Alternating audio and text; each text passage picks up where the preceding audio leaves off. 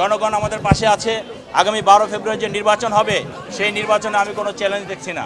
সেটা হলো আমরা একটি ভালো নির্বাচনের জন্য, মানুষের ভোটাধিকার প্রয়োগ করার জন্য, গণতন্ত্রকে ফিরিয়ে পাওয়ার জন্য 17 বছর যে আন্দোলন সংগ্রাম করেছি, যে নির্যাতন নিপীড়িত হয়েছি, যে গুম খুনের শিকার হয়েছি, প্রতিটা জিনিসের প্রতিটা ঘটনা আমরা আগামী ফেব্রুয়ারিতে যদি সুষ্ঠু নির্বাচন হয় এবং একটি নির্বাচিত সরকার আসে তাহলে প্রতিটি এই দুর্ঘটনার অবসান ঘটবে।